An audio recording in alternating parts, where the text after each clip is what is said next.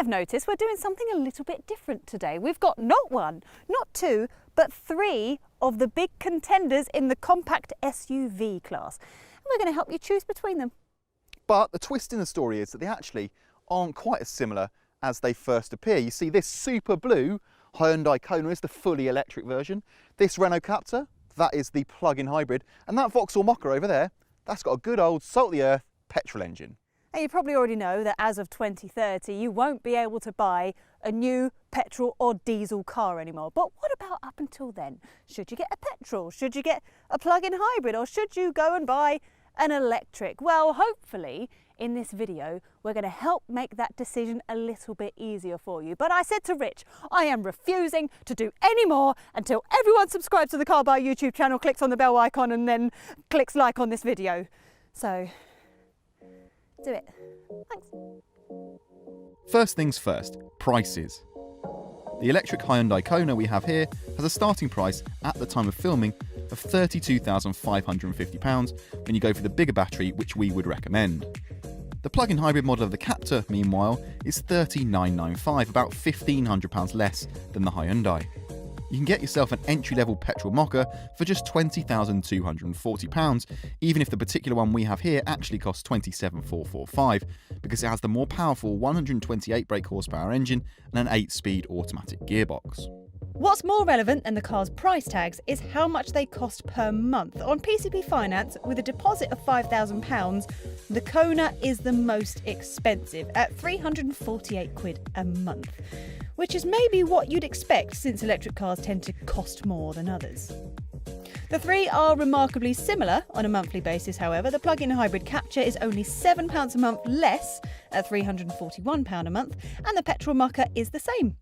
You can get the cost of the Mokka down to around £250 a month by going for the most basic version, but the majority of buyers will at least go for one of the higher trim levels, if not the more powerful petrol engine as well. It all shows how big differences in list price can look a lot smaller when you see the monthly finance payments. Range anxiety remains one of the main reasons why people are put off with electric cars. I mean, this version of the Kona, for example, with its 64 kilowatt-hour battery, will officially give you a range of 300 miles, which we've actually found is around 270 maximum, as long as you're driving very carefully and making the most out of the regenerative braking, which is where the power goes back into the battery as you're slowing down. It's also worth thinking about how often you actually do journeys of 250 miles or more, because if it's only a couple of times a year, then you'll probably find the savings that you make on fuel will outweigh the inconvenience of having to stop and charge all the time. Plus, if you know that you're going to drive an electric car mostly around town, you might save more money by going for an electric car with a smaller battery. If you're doing a long journey with the Kona, you need to stop on the motorway to charge up. A 100 kilowatt fast charger will get this Kona up to 80% in around 47 minutes. There is no denying that you can fill up petrol or diesel a lot quicker. But if you're doing a long journey and you've already planned to stop and get something to eat and pop to the loo, then actually you're not going to hang around that much longer than you had already planned. Now, other more expensive electric cars will charge faster than the Kona, but you do have to pay more for the faster charging experience. Now, talking of charging brings us nicely onto this Captur plug-in hybrid. It's actually got a much smaller battery than the Kona over there, but it will still do 30 miles on electric running alone, but the cold does affect the range, so 20 miles is a worst case scenario. If you're charging at home and you've got a wall box, then 3 hours is how long it takes to charge the battery, 4 hours if you're using a standard domestic socket. The fastest you can charge the Kona at home, 10 hours. So if you're running around using the Captur just for short journeys, and be that a commute or a school run, then you could realistically not put any petrol in this car at all. But when you need to go a little bit further afield, you've got the engine to fall back on.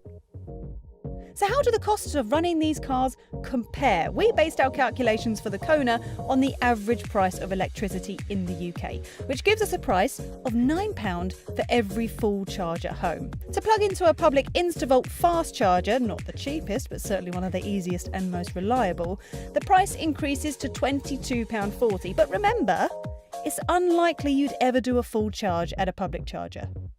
A full charge of the Captor's battery at home will cost £1.40 at the same average UK price for electricity.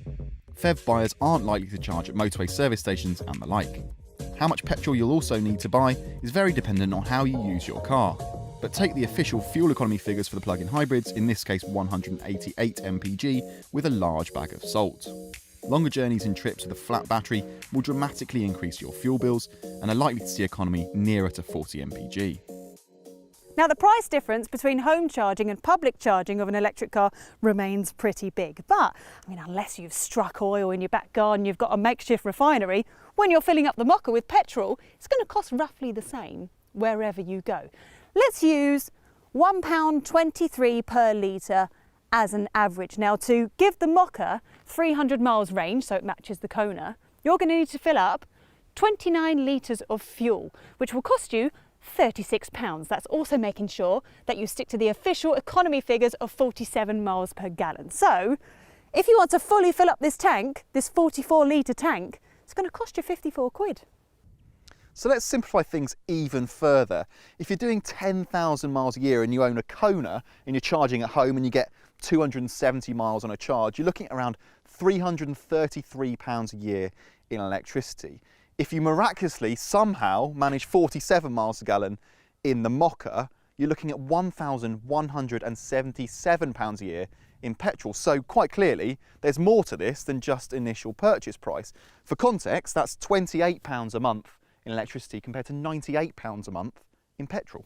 Now, our relationship status with the Capture remains as it's complicated. Now, that is because the running costs on this vary wildly. This all comes down to how often you charge the battery. If you leave for all of your journeys with a nice fully charged battery, then this car will sit very nicely between the mocker and the Kona. But if you're always going to do long journeys, or if you're just going to drive around with a completely flat battery, then actually this is going to cost more to run than the full petrol model. That's because the weight of the hybrid powertrain is doing nothing but adding to the fuel economy. One thing we can say for certain is that a plug-in hybrid has a big advantage compared to a petrol model when it comes to benefit in kind liability. Company car tax is based on official CO2 emissions and they're far lower for plug-in models. So a PHEV makes a lot more sense than a pure petrol model as a company car. BIK is likely to be around 11% for a plug-in versus 30% or more for a petrol model. Running costs aside, there are other perks to having an electric car, and that is how quiet they are. In this Kona, all you can hear are the tyres on the road and the wind going over the top. Also, electric cars don't have gearboxes, so the fact that you don't have to change gear makes driving them very relaxing, especially if you're in and around town or if you are stuck in traffic. Refinement isn't the only advantage either. I know people made jokes about milk floats back when electric cars were first released, but actually electric cars, and most of them now, are much quicker than conventionally powered cars of the same type. And the way that they deliver their power makes them feel really nippy. And the fact that you can mount the battery quite low down gives the cars a nice low centre of gravity, which means that they handle corners really well, even given the fact that you've got the extra weight of the electric powertrain.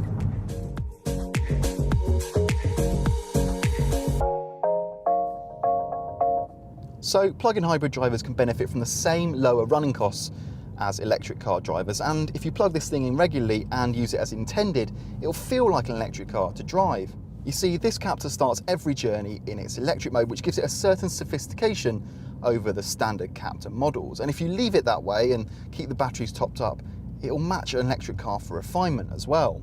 Most of the time, however, you'll leave this car in its standard hybrid setting, which means it's constantly switching between petrol and electric, which means it just doesn't ever feel as serene or smooth as an electric car. This is heavier than a standard Captor as well, so it doesn't feel as quick as an electric car either.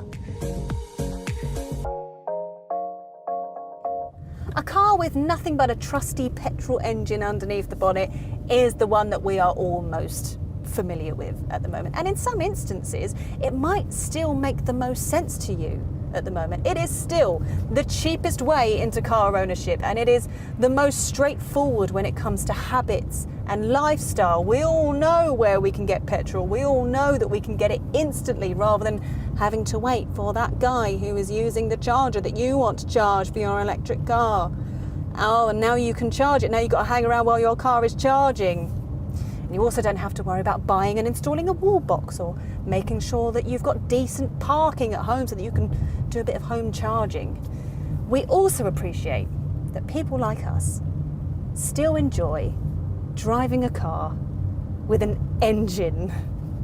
For some people, getting from A to B quietly and efficiently is a priority, but also for some people, driving for the sake of driving is a pleasure in itself, and I think that is also worth considering.